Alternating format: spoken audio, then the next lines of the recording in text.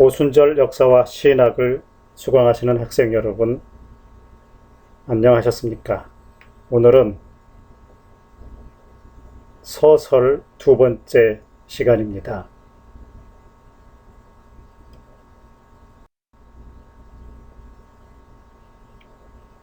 오늘은 오순절 운동의 배경으로서 오순절 운동이 발발하기 전까지 역사적이고 신학적인 배경이 있다고 말씀드렸고, 지난 시간에 여러 가지를 중생이라든지 성화에 관련된 것, 이런 배경들을 살펴보았습니다.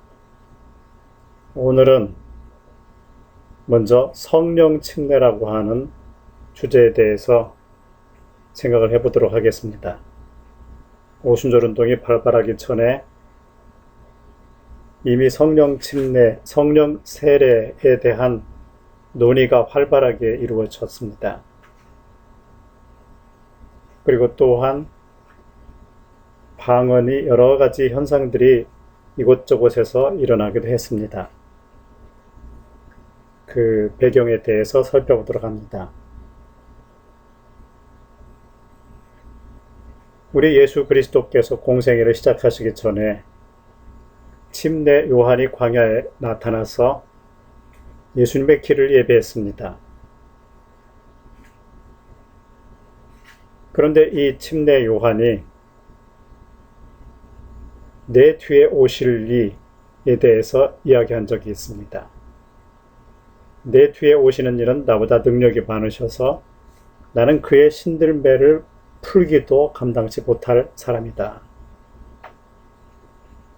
이렇게 얘기했던 침례 요한이 우리 예수님에 대해서 또 말을 하죠.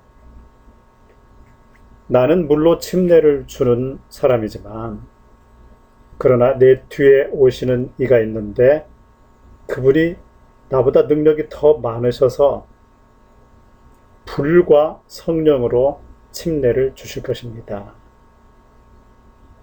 나는 여러분에게 물로 침례를 주지만은 내 뒤에 오시는 이는 불과 성령으로 침례를 주실 것이다. 이렇게 우리 예수님의 사역에 대해서 미리 예언을 하였습니다.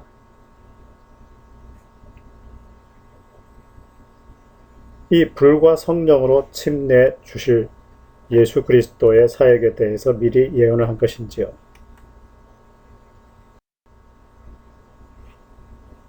그렇게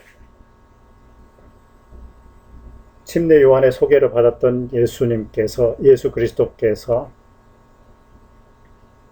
순환을 당하시고 부활하시고 하늘로 올라가시기 직전에 제자들에게 명령하신 말씀, 너희는 예루살렘을 떠나지 말고 아버지의 약속하신 것을 기다리라. 너희는 몇 날이 못되어 성령으로 침례를 받을 것이다. 이렇게 말씀하셨습니다. 성령으로 침례를 받을 것이다. 침례 요한이 예수님의 사역에 대해서 예언한 대로 우리 예수님은 성령으로 침례를 주실 것을 약속하시고 또 명령하셨습니다.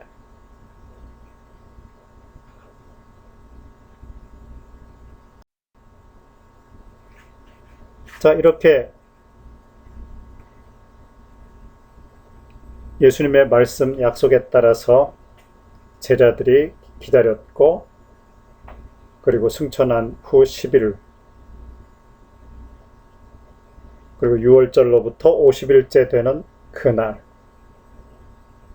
그날에 사도행전 2장에 기록된 대로 첫 오순절의 역사가 일어났습니다. 하늘로 오르신 예수님께서는 성령과 불로 120문도에게 성령으로 침례를 주셨지요. 자, 그 이후에 2000여 년이 지난 후 미국에서 성결운동이라는 것이 일어났습니다. 지난 시간에 말씀드린 대로 중생 이후 또 다른 제2의 경험, 중생과 구분되고 중생에 후속하는 제2의 체험, 이 두 체험에 대해서, 경험에 대해서 full salvation, 온전한 구원이라고 이렇게 이름을 붙였던 그것이 기억나시죠?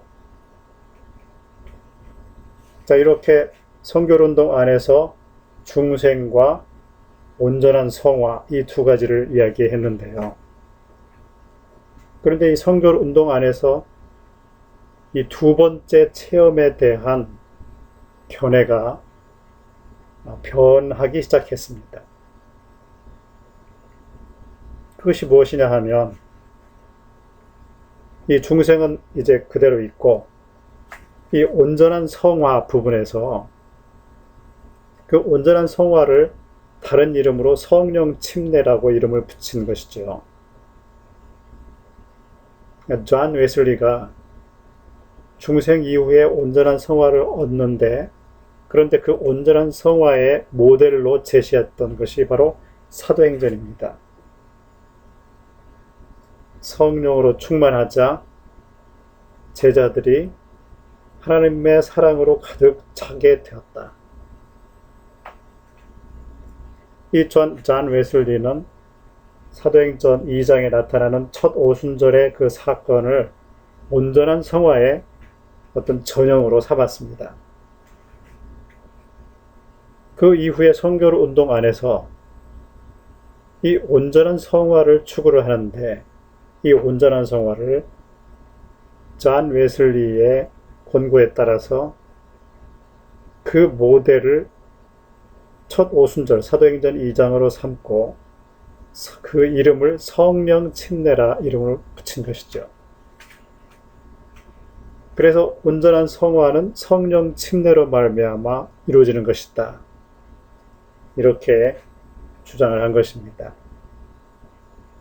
이렇게 처음에는 중생 이후에 온전한 성화를 위한 성령 침례를 받아야 된다, 이렇게 이제 주장을 하면서 성결운동이 시작이 됐는데요. 이 운동이 전개되면서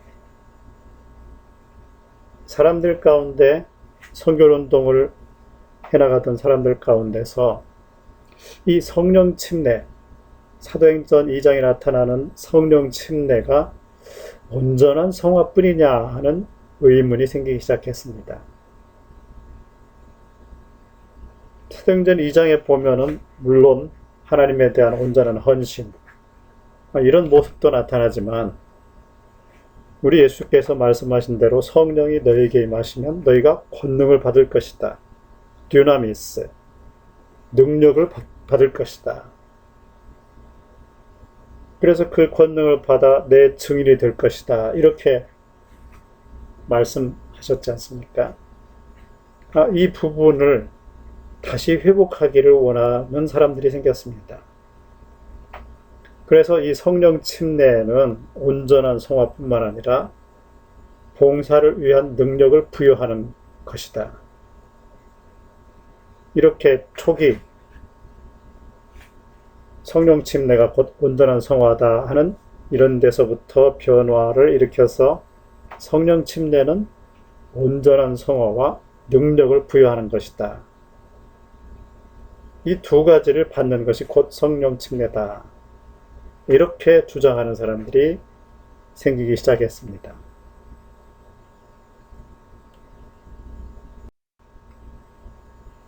그 후에 이 성결 운동 안에서 또 다른 주장을 하는 사람들이 생겼습니다.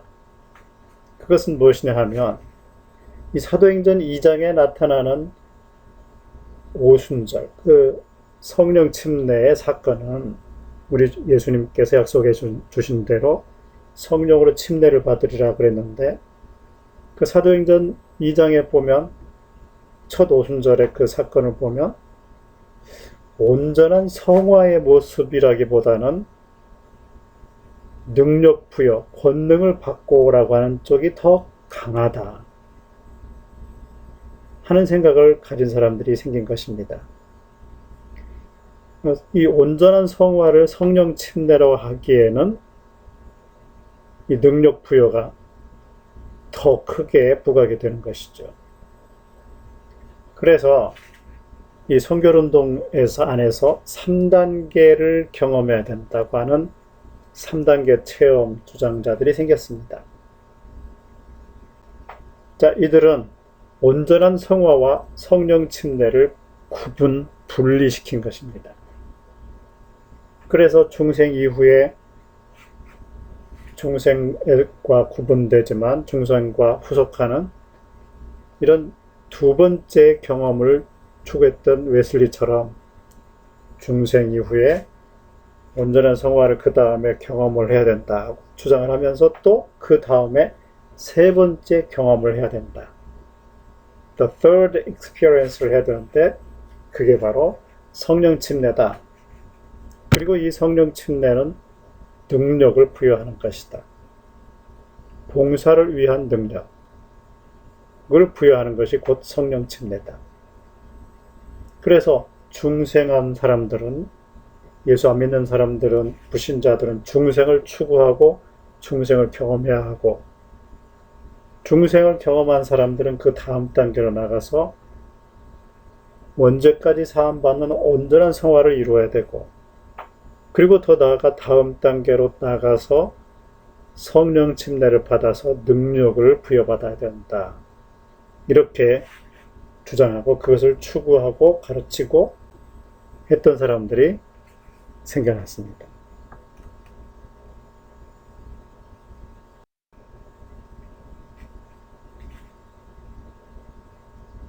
자, 반면에 이제 웨슬리주의자들 말고요. 이 1880년대 동시대에 칼빈주의 안에서 그들은 어떻게, 칼빈주의자들, 개혁주의자들은 성령 세례를 어떻게 이해하고 있었을까요? 이 사람들은 바울 신학을 기반으로 해서 중생을 얻을 때 곧 성령 세례를 동시에 받는 것이다.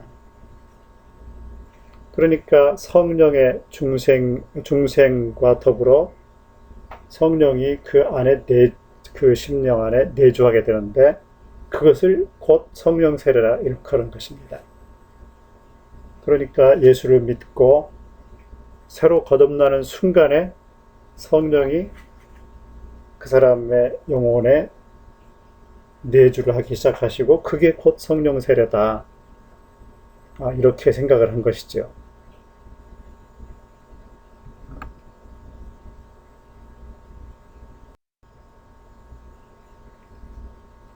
그런데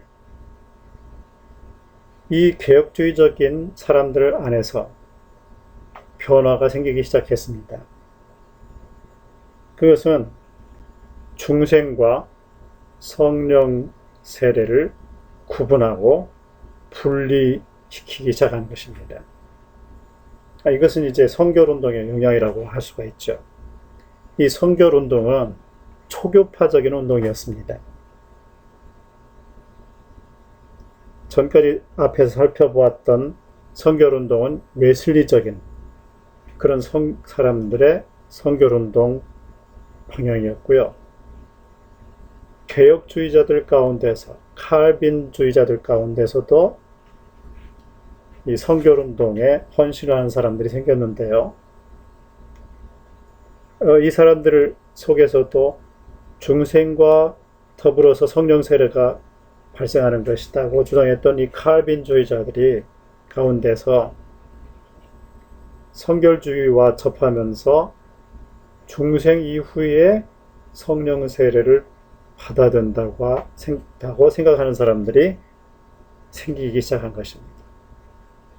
중생과 성령 세례를 구분하기 시작한 것이죠.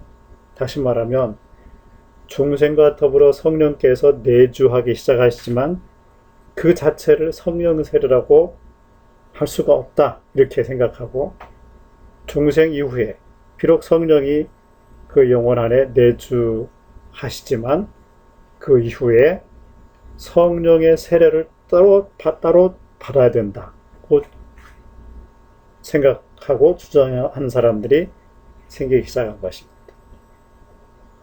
그들 중에 대표적인 사람이 바로 D.L. 무디라고 하는 목사님입니다. 이 D.L. 무디가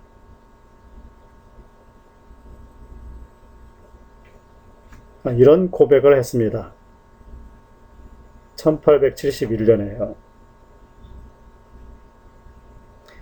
회심 후, 그러니까 중생의 체험이 있은 지 꼭 16년 만의 일이었습니다. 중생 경험을 한 후에 16년 만에 어떤 또 다른 경험을 했는데, 그때 나는 성령의 강력한 능력에 휩싸였습니다. 하나님께 당신의 손을 멈춰 주십시오. 이렇게 간청해야 할 정도로 강력한 그분의 사랑을 경험했습니다. 이런 간증을 했습니다. 성령의 강력한 능력에 휩싸였다. 이런 고백을 한 것이죠. 간증을 한 것입니다. 이 D.L. 무디는 시카고 장로교회의 목사님으로 시무를 하고 있었습니다. 근데 하루는 주일날 강단에 올라가서 설교를 하고 있는데요. 그런데 설교를 듣고 있던 회중들 가운데 맨 앞쪽에 앉았던 여성분들이 무디 목사님이 설교를 하고 있는데 앞에 앉아서 기도를 하고 있습니다. 그래서 설교가 끝난 다음에 무디 목사님이 그 성도들에게 물어봤습니다. 아니, 성도님들, 그 설교 시간에 무슨 기도를 그렇게 하셨습니까? 그러자 그 여성분들은, 자매님들은 목사님께서 성령 세례를 성령으로 능력이 충만해지기를 기도했습니다. 그 이야기를 들은 이 무디 목사님은 그들의 생각을 찬성해주고 찬동해주고, 그래, 내가 이 목사로서 그리스도를 위해서 봉사할 수 있는 그런 능력을 받아야 되겠다, 이런 마음을 가지게 되었습니다. 그래서 그때부터 기도하기 시작했죠. 성령의 권능을 주십시오. 성령으로 세례를 내게 주십시오. 이렇게 이 무디가 기도하기 시작했는데요. 그 와중에 시카고에 대화재가 일어났습니다. 그리고 시카고의 그 교회, 무디 목사님이 심무하고 있던 교회도 전소되고 말았습니다. 이런 불행한 일을 당하면서도 이 무디 목사님은 이런 교회를 전소시키는 이런 불같은 성령의 능력을 갈구하고 이 성령의 능력을 위해서 기도했습니다. 그 기도의 결과 이런 간증을 하게 된 것입니다. 중생 체험이 있은 지 16년 만에 성령의 강력한 능력을 경험했다. 이 성령 세례를 받은 것이죠.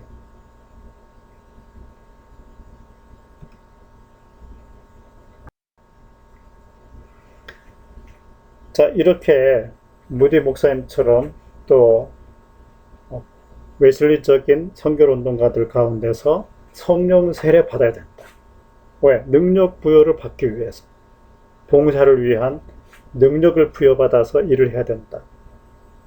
지난 시간에 말씀드린 대로 미국이 비국교 국가가 되어서 불신자들이 자유스러운 그런 나라가 되었는데, 어떻게 저 사람들을, 지옥으로 향하고 있는 저 사람들, 예배드리러 오지도 않고 그저 자유롭게 나는 불신자다 이렇게 생활을 하고 있는, 하나님의 법과는 상관없이 자유롭게 살아가고 있는 저들을, 지옥으로 향하고 있는 저 사람들을 어떻게 그리스도께로 인도할까, 이런 고민에 빠지게 됐는데, 그 해결책이 바로 성령 세례를 받는 것이다.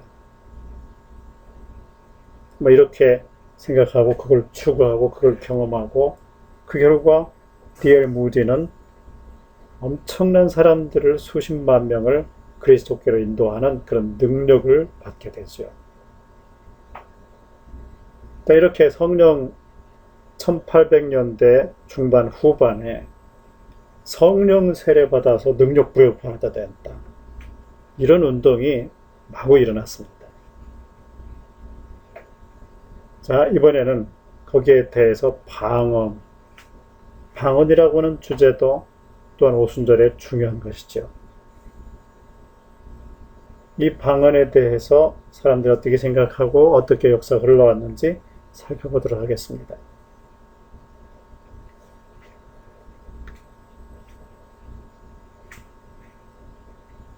사도행전 2장에 나타나는 대로 첫 오순절날 우리 예수님께서 명령하시고 약속해 주신 대로 성령으로 세례를 받았죠. 성령으로 침례를 받았는데 그 첫 오순절날 성령 침례를 받는 그 광경이 급하고 강한 바람 같은 소리가 들리고 불의 혀 같은 것이 갈라져서 각 사람의 머리 위에 있고 사람들이 성령의 말하게 하심을 따라 말하라고 주시는 것을 따라서 다른 방언을 말하기 시작했다. 이런 역사가 일어났죠. 그 이후에 방언에 대한 기록이 끊이지 않고 있어 왔습니다. 그 예를 들자면은 빈센트 페리어라고 하는 사람이 있는데 이분이 1350년대, 1417년, 19년까지 사셨는데 이분이 선교사가 되어서 이방인들을 선교했습니다. 그런데 이 중세 시대 때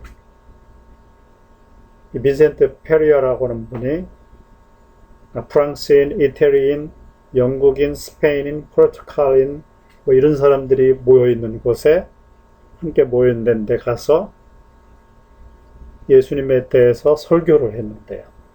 이분이 라틴어로 설교를 했는데 그런데 거기에 모여있던 프랑스인, 이태리, 영국, 스페인, 포르투갈 이런 나라의 사람들이 그의 설교를 알아들었다는 것입니다. 그런 기록이 있습니다.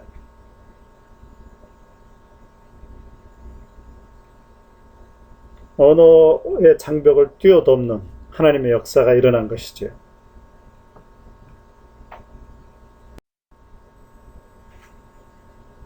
그 다음에 이제 종교개혁 시대 조금 후에 프랑스 위그노 교도들의 방언에 대한 기록이 있습니다. 이 위그노 교도들은 프랑스에 있던 칼빈주의자들이죠. 개신교도들입니다. 이 프랑스의 위그노 교도들은 이 프랑스의 카톨릭 사람들에 의해서 핍박을 받고 도시에 살지 못하고 산으로 숨어들죠. 그 산중에 숨어들어서 공동체를 이루고 개신교 교인으로 신앙을 지키면서 어떤 데는 박해를 받고 죽임을 당하고 이러면서 그 고난 가운데서 살아갔던 사람들입니다. 그런데 이 위그노 교도들 가운데서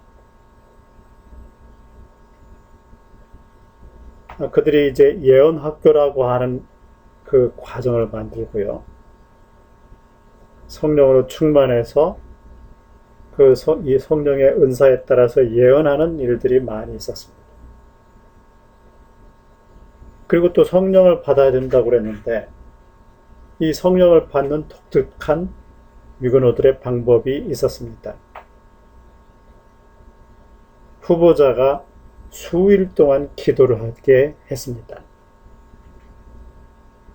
그리고 교육을 시켰고요. 그리고 서로 교제를 나누고요. 이런 가운데 육체적인, 외적인 현상들이 나타나게 됐습니다. 중요한 것은, 흥미를 끄는 것은 이 사람들이, 위그노들이 몇 시간 동안 방언으로 말하기도 했다는 기록이 있습니다. 성령으로 충만하게 되니까 예언이 터지고 방언을 말하고 방언 통역이 생기고 이러면서 성령으로 충만한 역사가 일어났다는 것입니다.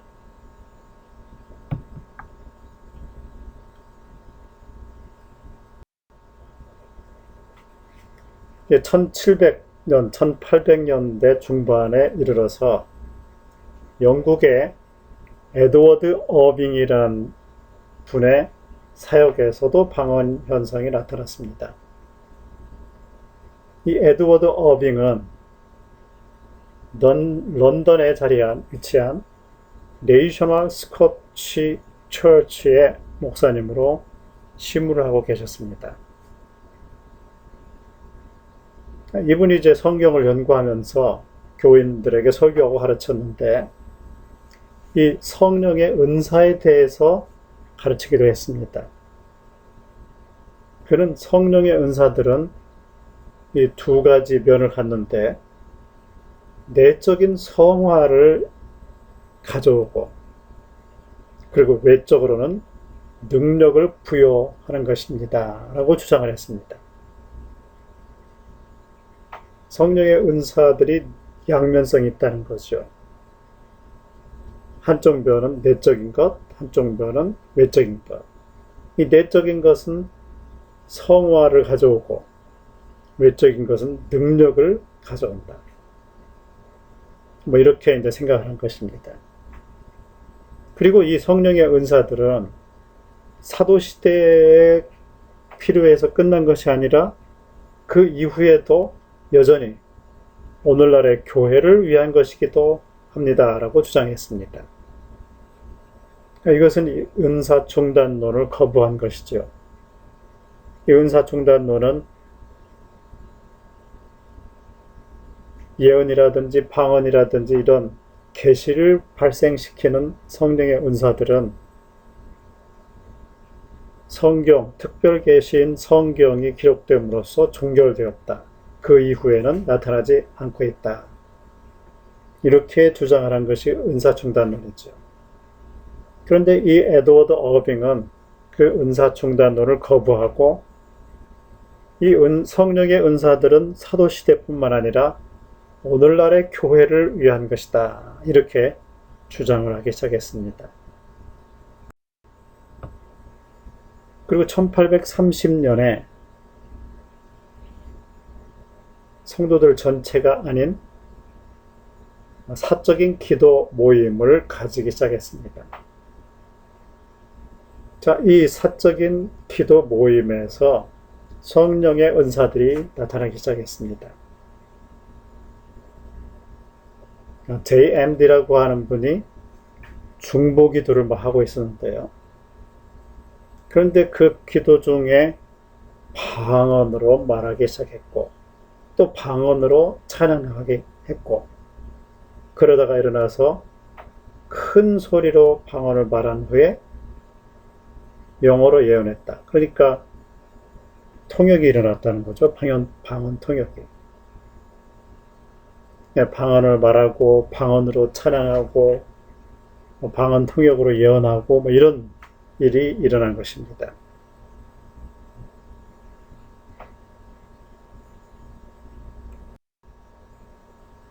그리고 1831년에 어느 주일 아침에 어빙 목사님이 설교를 하고 있었습니다. 그런데 그 회중 가운데서 홀이라는 분이 일어나서 그 설교 시간에 일어나서 방언을 말하기 시작했습니다. 그러자 그 설교를 듣고 있던 예배를 드리고 있던 회중이 아주 어리둥절해졌습니다. 이게 도대체 무슨 일이냐. 그때 이 어빙 목사님이 고린도전서 14장을 근거로 지금 저 홀이 말하고 있는 것은 바로 사도 바울이 말한 이 방언 은사입니다. 성령의 은사 가운데 방언이라고 하는 은사, 또 예언이라고 하는 은사, 방언 통역이라고 하는 은사인 것입니다. 이렇게 이제 설명을 해 주었습니다. 그리고 공적인 예배 시간에도 방언을 말할 수 있고 또 방언을 통역할 수 있습니다 라고 허용을 해 주었습니다. 근데 이런 일이 일어났죠. 그때 어빙 목사님을 추종했던 사람들은 소수고 대부분의 성도들이 이 어빙 목사님의 주장을 거부했습니다. 그래서 이 교회에서 회의를 열어서 이 어빙 목사님을 교회에서 축출을 해버렸습니다. 그러자 이 어빙 목사님이 교회에서 나와서 새로운 교회를 설립을 했는데요. 그 이름이 바로 보편 사도적 교회입니다. Catholic Apostolic Church죠. 여기서 말하는 캐톨릭은 로만 캐톨릭을 말하는 것이 아닙니다. 그저 보편적인 이런 뜻이죠. 이 Apostolic Church, Catholic Apostolic Church, 이 보편적인 사도적 교회. 이 Apostolic이라는 말은 후에 오순절 운동에서도 중요한 또 개념이 되는 용어가 됩니다. 이 교회를 설립을 하죠.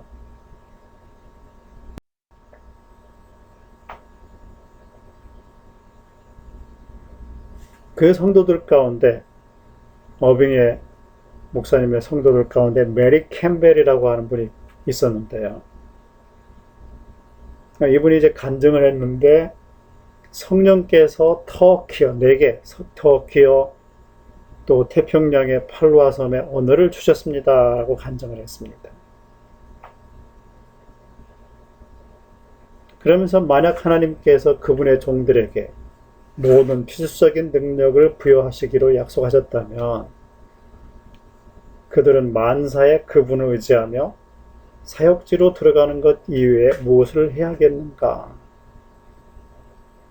이렇게 주장을 했습니다.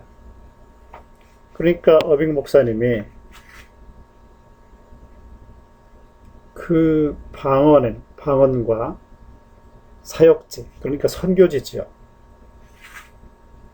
이 방언과 선교를 연결 지은 것입니다. 지금 이름하여 선교 방언이죠. Missionary Tongue. 이 방언을 주시는 것은 이 세상의 언어일 수 있는데 이 언어는 왜 주시느냐 하면 선교하라고 주시는 것이다. 이렇게 이제 생각을 하게 된 것입니다. 이 어빙은 이 성령 침례와 그리고 방언에 대해서 이런 주장을 했습니다. 첫째, 물 침례를 받은 모든 사람들은 성령 침례를 받을 특권을 갖는다. 믿음을 가지고 성령 침례를 받을 특권을 갖는다. 그러니까 성령 침례라고 하는 것은 물 침례 받은 사람이면 누구나 다 믿음으로 받을 수 있는 것이라는 것이죠. 두 번째, 그러니까 물 침례와 성령 침례, 중생과 성령 침례를 구분한 것이죠. 두 번째, 성령 침례의 내적인 은혜에 외적인 지속적인 표징이 있는데 그것은 방언이다. 성령 침례는 내적으로 은혜를 받는 것인데 그것을 외적으로 알 수 있는 표징, 지속적인 표징, standing sign이라고 했는데요. 이 standing sign은 뭐냐면 방언이다. 이렇게 주장을 했습니다. 그리고 방언의 은사는 모든 영적 은사들의 뿌리다. 이렇게 주장했습니다. 어떤 사람들은 이 방언이라고 하는 것은 은사들 가운데 가장 하등한, 가장 낮은, 사도 바울이 맨 나중에 언급한, 그래서 가장 좋지 않은 그런 은사다. 이렇게 생각하는 사람들이 있는데 그게 아니다. 가장 늦게 말한 것은 이 방언 은사가 다른 모든 성령의 은사들, 영적 은사들의 뿌리이기 때문이다. 다시 말하면 방언 기도를 오래 하다 보면, 방언 기도를 깊이 하다 보면 다른 은사들이 열린다는 것이죠. 그래서 은사들의 문과 같다, 뿌리와 같다, 이런 주장을 했습니다. 놀라운 주장이죠.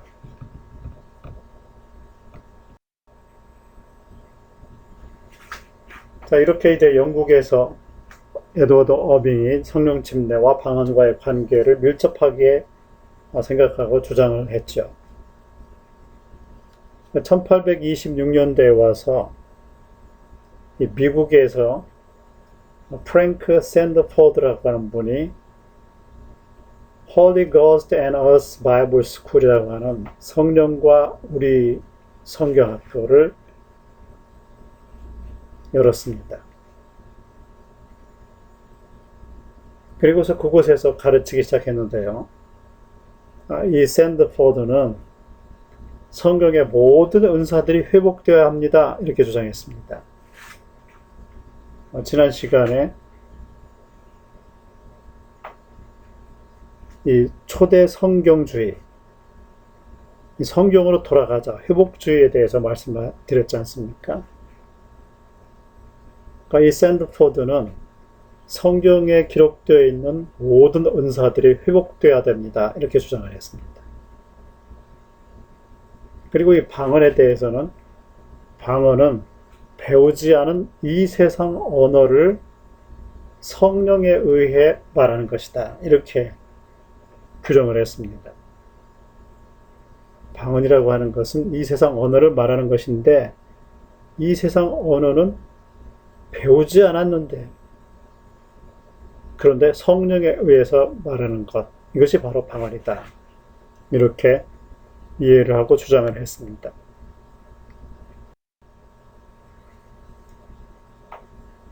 자, 이 샌드포드가 가르치고 있던 그 학생 가운데 제니 글래세이라고 하는 분이 있었는데요. 이분이 이제 이렇게 이 제니 글래세이가 이제 방언으로 막 말을 했는데요. 여기에 대해서 어머니가 간증을 합니다. 한 외국어에 이어서 다른 외국어가 그녀에게 주어졌습니다. 그녀는 성령 안에서 아프리카인의 어조로 찬양하였고 심지어 성령께서 그녀에게 알파벳으로 가르쳐 주신 이상한 문자들을 쓰기도 했습니다. 그러니까 요즘 말로 하면 영서를 썼다는 것이죠.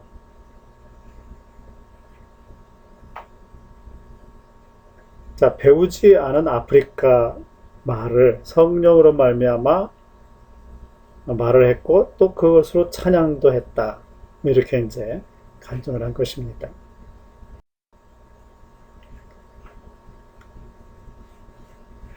자, 이 샌드포드는 이 방언에 대해서 Tongues of Fire, 불의 혀라고 하는 책에서 Other Tongues, 다른 방언이라고 하는 글을 썼는데요. 그 글 가운데서 이렇게 이야기를 합니다.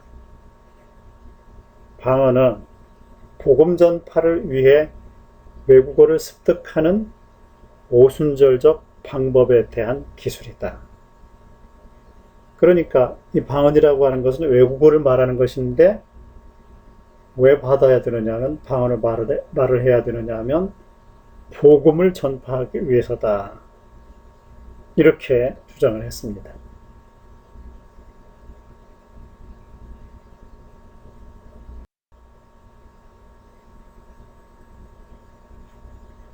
자, 이렇게 성령 침례와 방언에 대해서 오순절 운동이 발발하기 전까지 기독교 안에서 일어났던 일들, 생각의 변화, 이거를 살펴봤습니다. 자, 이제 신유라고 하는 주제를 생각을 해보죠. 이 신유에 대한 신유도 또한 오순절 운동에서 중요한 한 요소였습니다. 이 성경에서는 신유에 대해서 여러 간증들이 실려 있습니다. 여러 기록들이 있죠. 이 신유란 말은 영어로 divine healing이죠. 하나님께서 치료하신 것, 이것을 신유라고 하는데요. 이 구약을 보면 여러 가지 신유 기록들이 있지만은 히스기야 왕이 치유를 받은 것, 히스기야 왕이 죽을 병에 걸렸는데 이 왕이 벽을 향해서 눈물을 흘리면서 금식하면서 기도함으로 그 생명을 연장받게 되죠. 그리고 이 나아만 장군, 겉으로는 장수로서 갑옷을 입고 용맹한 장수처럼 보이는데 그 속이 썩어 문드러져 가고 있었죠. 문둥병에 걸렸는데, 그런데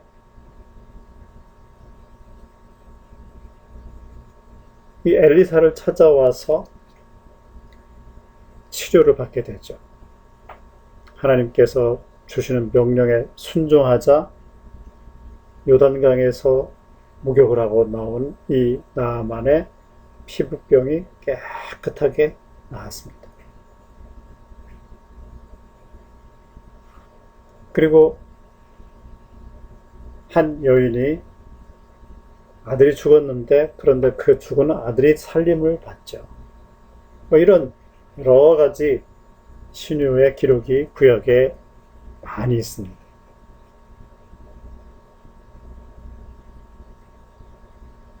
우리 하나님께서는 모세를 통해서 이스라엘 백성들에게 이렇게 말씀하셨죠.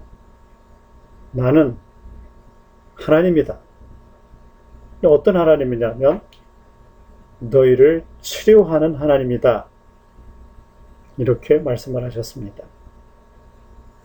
우리 하나님은, 아브라함의 하나님은 없는 것을 있는 것 같이 부르시는 창조의 하나님이고, 그리고 고장난 것을 고치시는 치료의 하나님이고, 죽은 자를 살리는 부활의 하나님이시죠. 생명의 주님이시죠. 이 출애굽기 15장 26절에서 우리 하나님께서는 나는 너희를 치료하는 하나님이다. 이렇게 자기 자신을 소개하고 선포하셨습니다. 하나님은 고치시는 분이십니다. 신약에 오면 이제 예수께서 그리스도로서 공생애를 하시면서 신유 사역을 펼쳤는데요. 우리 예수 그리스도께서 공생애를 사시면서 세 가지 중요한 사역을 하셨는데, 첫째는 선포하는 것, 두 번째는 가르치는 것, 세 번째는 병을 고치는 것이었습니다. 이 누가복음에 보면 여러 군데에서 이런 기록을 하고 있죠.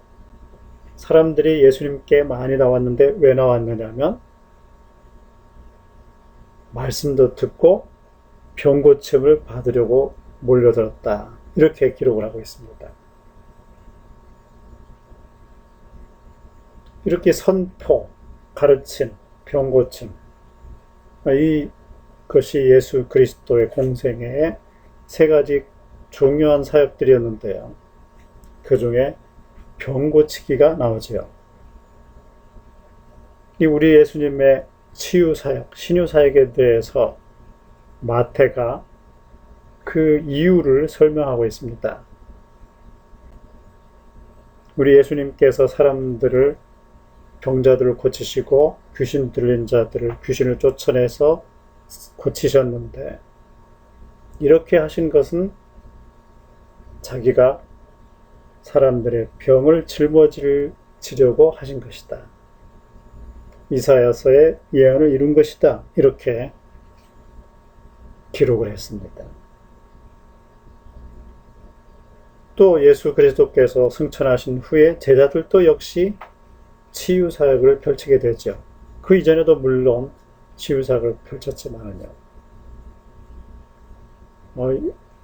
오순절 이후에 제자들이 지나갈 때 사람들은 이 베드로를 비롯한 예수님의 사람들이 하나님의 사람들이 지나갈 때 그 그림자라도 사람들이 접하면 병이 낫고 하니까 손수건을 뭐 가져가기도 하고요. 그림자라도 닿으려고 사람들이 애를 썼습니다. 그리고 병이 나았죠. 베드로는 죽은 다비다도 일으켰습니다. 뭐 이런 신유의 역사가 제자들에게서도 나타났죠. 우리 예수님께서는 뱀과 전갈을 밟는 권세를 너희에게 주었다. 사단이 하늘로부터 떨어지는 것을 내가 보았다. 이런 말씀을 하셨죠.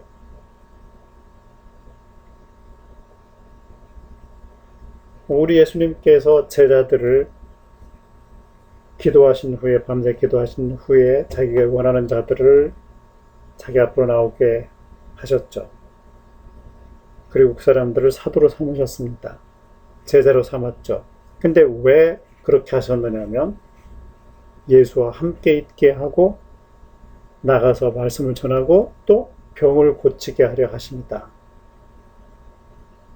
이렇게 예수님의 제자에 된 목적을 기록하고 있습니다. 예수님의 제자는 예수님과 함께 있고 나아가서 말씀도 전파하고 또 병을 고치는 사역도 하는 것. 이것이 바로 제자죠. 예수님의 제자는 이 세 가지를 하게 되어 있습니다.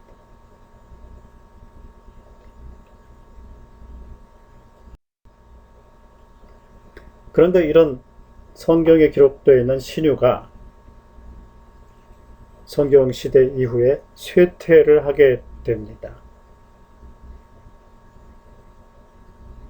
그 예를 살펴보면 이 성경에는 신유의 역사가 막 일어났는데요. 그런데 그 이후에 이 신유가 병고침이 성인이 되는 성인으로 어떤 사람을 신자를 이 사람이 세인트다, 성인이다 하는 반열에 올리기 위해서는 하나의 표식, 그 여러 가지 조건 중에 하나가 있는데 그게 바로 신유가 일어나야 되는 것입니다. 그래서 이 성인으로 한 사람을 성인으로 삼을 때 이 사람에게서 신유가 나타났느냐, 이것을 살펴봤다는 것이죠. 처음에는 실제로 신유들이 일어난 사람들을 성인으로 삼았겠죠. 그런데 세월이 흐르면서 어떤 사람을 억지로 성인을 만들기 위해서 신유를 가공해서 소설처럼 써서 이렇게 성인이다 칭하는 사람도 생겨나게 된 것이죠. 그래서 이 신유가 성인의 한 표식으로 전락을 했습니다. 그리고 중세가 지나면서 이 신유가 성례전 속에 갇히게 됩니다. 도유성사라는 게 있었죠. 이 중세 7성례, 로마 가톨릭에서 7가지 예식을 했는데요. 7성례, 견진, 이런, 세례, 견진, 이런 게 있지 않습니까? 혼인. 근데 마지막으로 이 도유성사가 있습니다. 근데 이 도유성사는 야고보서에 나타나는 말씀에 근거를 두고 있는데요. 너희 중에 병든 자가 있느냐? 장로들을 초청해서 죄를 서로 고하고 기름을 부어서 기름을 붓고 기도하라. 의인의 기도는 병든 자를 고칠 것이다. 역사하는 힘이 많다. 이런 말씀에 근거해서 어떤 성도가 병에 걸리면 그러면 장로들, 곧 사역자들, 목사님을 집으로 초빙해서 모시고 기도하고 기름을 부어서 기도했죠. 성령에 충만한 시대 때는, 초기에는 목사님이 가서 기름을 붓고 기도하면 실제로 병자들이 나았겠죠. 신유의 역사가 막 일어났을 것입니다. 그런데 세월이 흐르면서 이런 성령의 충만함이 사라지고 능력이 사라지는 시대가 됐을 때 어떻겠습니까? 신자들 가운데 아픈 사람이 생깁니다. 신자들이 목사님을 초빙합니다. 기도해 주십시오. 기름을 바르고 기도해 주십시오. 근데 목사님이 기름을 붓고서 기도를 하는데 그 결과는 병이 낫지를 않고 그 사람이 세상을 떠납니다.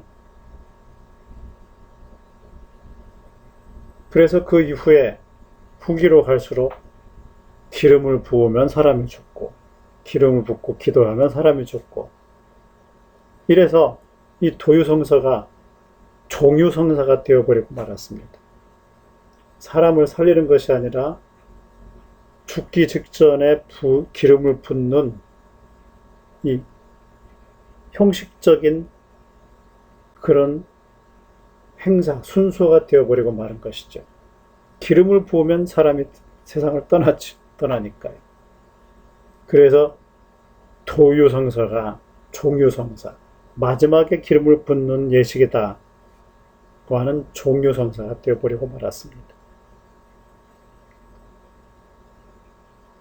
그리고 성경적인 신유가 쇠퇴한 이유 중에 또 중요한 요인은 은사중단론이 득세했기 때문입니다. 아까 말씀드린 대로 이 은사라고 하는 것은 특별한 방언이라든지 예언이라든지 이런 신유 이런 것들은 왜 필요했느냐면 하나님의 말씀을 보증하기 위해서 전하기 위해서 필요했던 것인데 이제는 성경이 주어졌기 때문에 하나님의 기록된 말씀이 주어졌기 때문에 더 이상 이제 그런 외적인 능력이 필요 없다.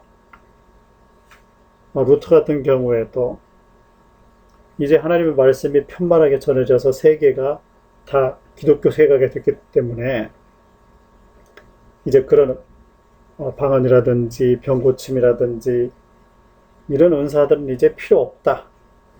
이렇게 주장을 했죠. 그 은사 중단론 때문에 성경적인 신유가 쇠퇴하게 됐습니다. 그 다음에 계몽주의적인 자유주의 신학에 의한 쇠퇴가 있죠. 이거는 나중에 이제 발생을 하게 되겠지만은요.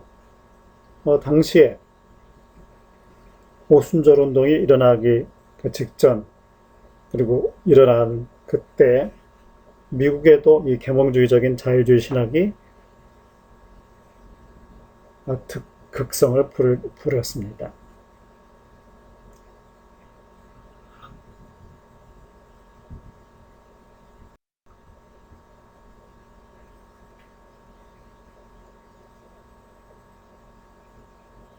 자, 이렇게 이제 신유가 역사 가운데서 이제 종족을 이렇게 감추고 있던 그런 시대. 그런 시대에 독일에서 치유운동이 시작됐습니다. 이 도로테아 트루텔이라고 하는 여성이 있었는데요. 자, 이분이 꽃집을 경영하고 있었습니다. 그런데 어렸을 때 자라나면서 이 어머니가 이 도로테아 트루텔이 아프면 어머니가 이 자기 딸을 안고 하나님께 기도를 올렸습니다. 우리 딸을 고쳐주십시오.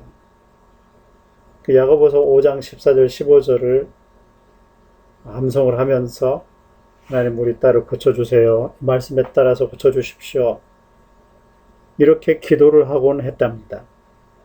그때 이 트루텔이 낫는 경험을 여러 번 했다는 것이죠. 자, 이렇게 트루텔이 이런 경험을 했던 트루텔이 꽃집을 하고 있었는데 그 꽃집에서 함께 일하고 있던 종업원 가운데 한 사람이 아프게 됐습니다. 자, 이 아픈 종업원을 대하면서 이 드루텔이 어머니의 기도를 생각해냈습니다. 기억해냈습니다. 그래서 이 드루텔은 그 종업원을 위해서 기도를 하기 시작했습니다. 놀랍게도 이 종업원이 병원에서 나았습니다. 그 이후에 이 도로테아 드루텔은 치유의 집을 세우기 시작했습니다. 그리고서 환자들을 모으고 그 환자들을 위해서 기도해 주기 시작했죠. 이렇게 신유를 위한 치유의 집을 이 드루텔이 세우고 이 운동을 시작을 했습니다.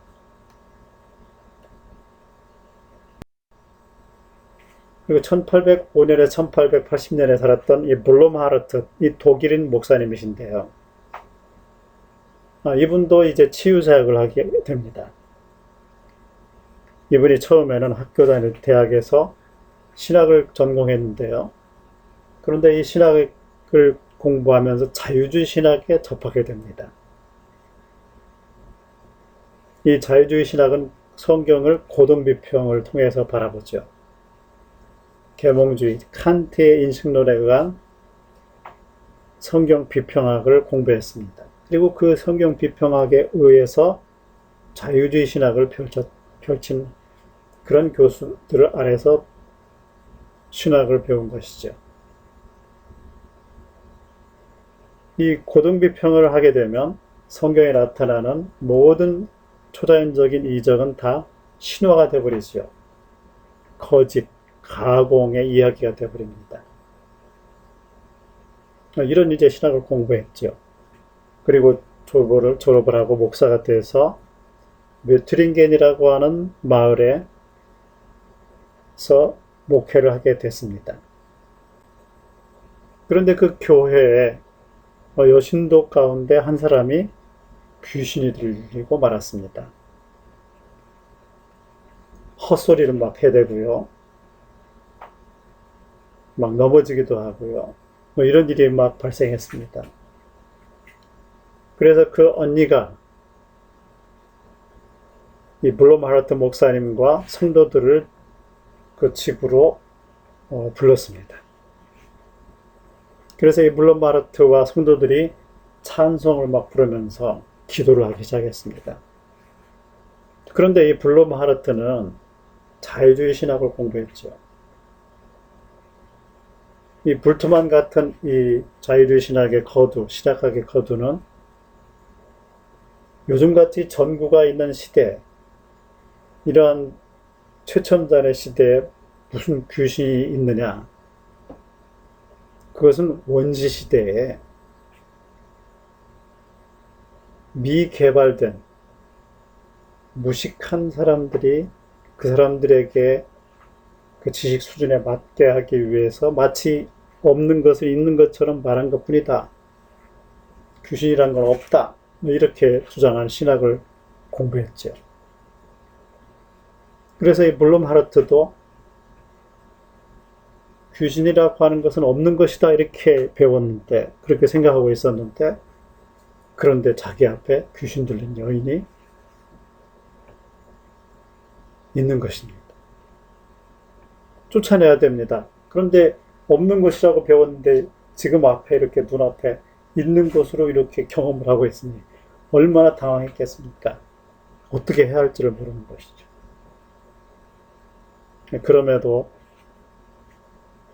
여정 이제 신도들이 막 찬양을 하면서 막 기도를 합니다. 이렇게 오랜 시간을 이렇게 기도하고 찬양하고 했는데요. 어느 순간에 이 귀신 들린 여성도가 막 쓰러집니다. 쓰러지면서 이런 말을 외쳤습니다. 예수는 승리자! 그리고 쓰러졌는데 이 여인이 그렇게 쓰러져서 한참 있다가 정신을 차리고 일어났습니다. 깨끗해졌죠.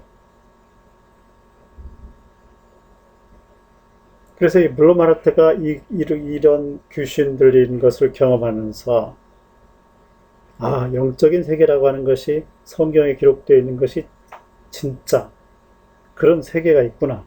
그런 존재들이 있구나. 이것을 이 사람이 알게 됩니다. 그리고는 자유주의 신학을 버리지요. 그래서 영적인 그런 사역에 이제 뛰어들게 됩니다. 치유의 집을 세우고 사람들을, 귀신 들린 사람, 병자들, 이런 사람들이 와서 치료받을 수 있는 그런 사역, 그런 운동을 펼치기 시작하죠.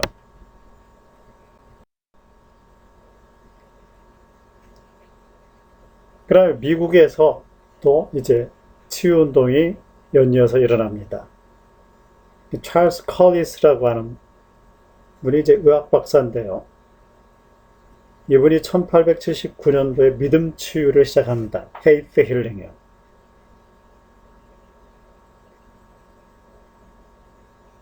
믿음을 가지고 기도하면 병든 자가 나을 수 있다 하는 야고보서의 말씀대로 믿음의 기도, 의인의 기도는 병든 자를 낫게 할 것이다. 이런 이제 운동을 펼칩니다. 이 컬리스 박사는 독일에 가서 드루텔과 그리고 블룸하르트가 펼치고 있는 이 치유 사역을, 신유 사역을 이렇게 탐방을 하고 공부를 하고 귀국을 해서 그 사역을 이어받아서 미국에도 하게 됩니다. 미국에서요. 그리고 알버트 심슨이라는 분이, A.B. 심슨이라는 분도 치유 사역을 하게 되는데요. 이분은 장로교 대학에서 장로교 공부를 배우고 은사중단론을 배웁니다. 근데 목사님이 된 후에 성도들 가운데 병든 자들이 있습니다. 이 사람들을 어떻게 할지를 모르는 것이죠. 은사가 중단됐다고 배웠는데 그런데 성도들 가운데 병든 자가 있는 거죠. 저들을 그냥 방치해야 되느냐. 그리고 본인도 몸이 허약해서 사역지를 옮기기도 하고요. 뭐 이런 연약한 상태에 있었습니다. 근데 1881년에 이 컬리스 박사의 집회에 참석을 하게 됩니다. 그때 이를 이제 이렇게 간증합니다. 갑자기 그리스도의 능력이 내 위에 임했다. 마치 하나님 자신이 내 옆에 계셔서 그분의 임재의 영광으로 성소를 가득 채우시는 것 같았다. 나의 영혼과 모든 근육은 하나님의 임재감으로 진동했다. 이런 경험을 하게 됩니다. 그러면서 이 심슨 목사님의 아팠던 몸이 깨끗하게 치료를 받았습니다.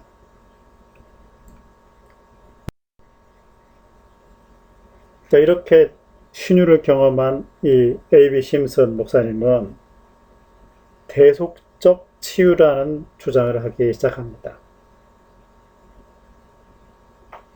그 이전까지는 믿음 치유였죠. 사람이 믿음을 가지고, 신자가 믿음을 가지고 기도하면 하나님이 응답하셔서 병 고침을 받는다. 그런데 이제 심슨은 이 신유라고 하는 것은 사람이 믿음에 의해서 이루어지는 것도 있지만은, 그러나 이 신유는, 그리스도의 신유는 대속적인 신유다.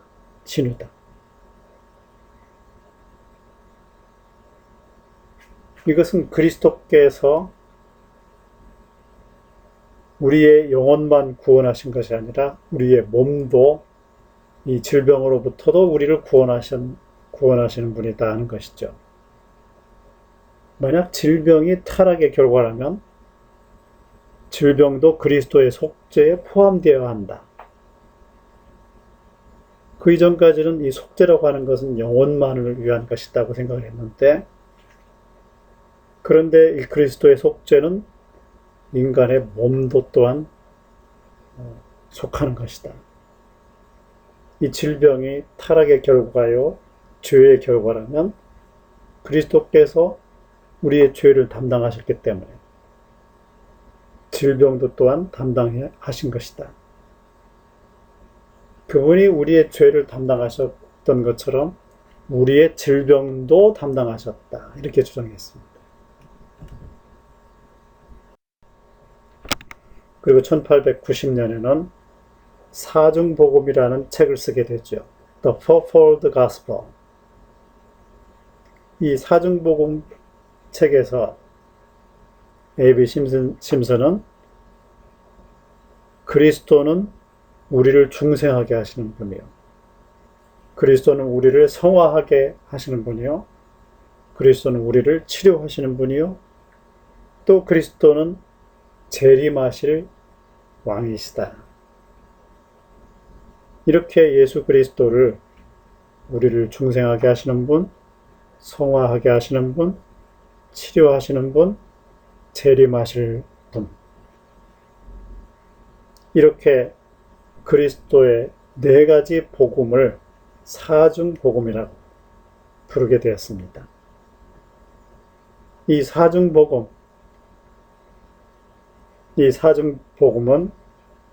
이 오순절운동 안으로 그대로 들어오게 되죠.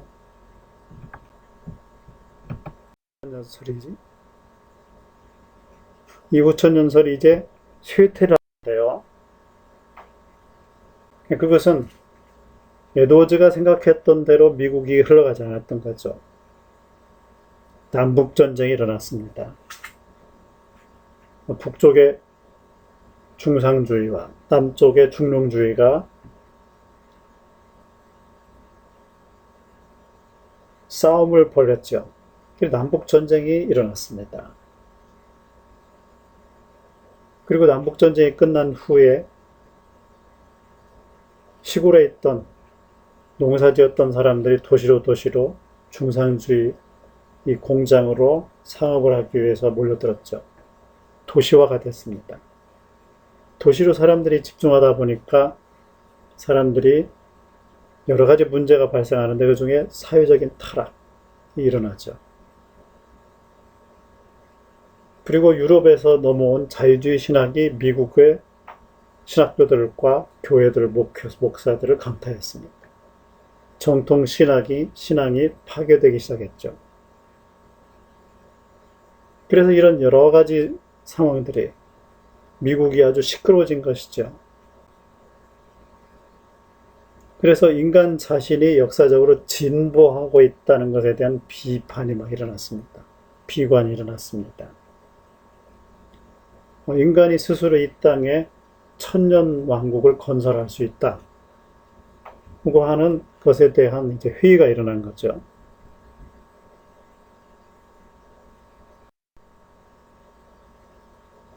그래서 이 후천년설, 그러니까 이 세상에 우리 인간이 천년왕국을 건설하면 그 천년왕국 끝에 우리 예수님께서 재림하실 것이다.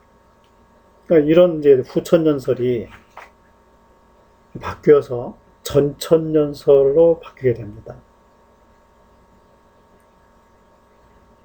이 전천년설은 영국에서 시작이 됐는데요. 에드워드 어빙이 임박한 재림을 얘기했습니다. 그리고 넬슨 답이라고 하는 분이 세대주의적인 전천년주의를 주장하게 됩니다. 그러니까 우리 예수님은 천년왕국 전에 재림하실 것이고 그 예수님의 그 인도하심에 따라 천년왕국이 세워질 것이다. 그러니까 사람의 노력에 의해서 천년왕국이 세워지는 것이 아니라 그리스도가 오셔서 세울 것이다. 인간은 할 수가 없다.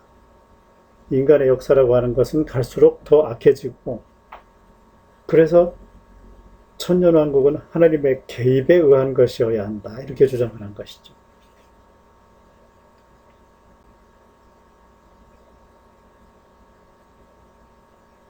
이 넬슨 다비의 이 세대주의적인 전천년설은 이 예수님의 재림 이전에 이 세상에 환란이 있을 것이고 7년 환란이 있고 그 다음에 공중 휴거가 있은 다음에 공중에서 혼인잔치가 있고 그때 지상에서는 7년 환란이 있고 7년 환란 이후에 휴거했던 성도들과 함께 예수님이 이 땅에 지상에 재림하실 것이고 그때부터 천년왕국이 이루어질 것이다. 뭐 이런 넬슨의 답이 세대주의적인 전천년주의가 이제 펼쳐지면서 영국에서 고아원 사역을 했던 자지 뮬러라고 하는 분이 이것을 받아들이죠. 기도로서 고아원을 운영했던 이 저지 뮬러가 미국의 간증 집회로 와서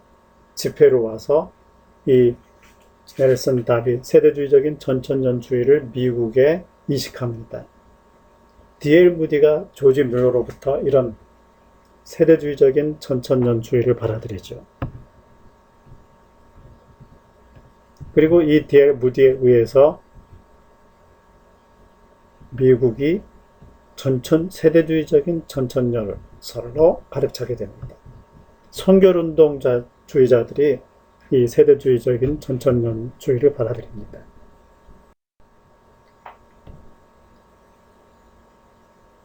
아까 말씀드린 대로 전천년설은 인간의 노력으로 이 세상을 개선해 보겠다고 하는 것, 천년왕국으로 만들어 보겠다고 하는 것은 그건 부질없는 일이다. 인간이 가지고 있는 내재적인 능력을 발현시켜서 이 세계를 진보시키고 발전시키고 할 수 있는 것이 아니다. 오직 하나님의 개입, 하나님의 진입, 이 인브레이킹에 의해서만 천연왕국이 건설될 수 있는 것이다.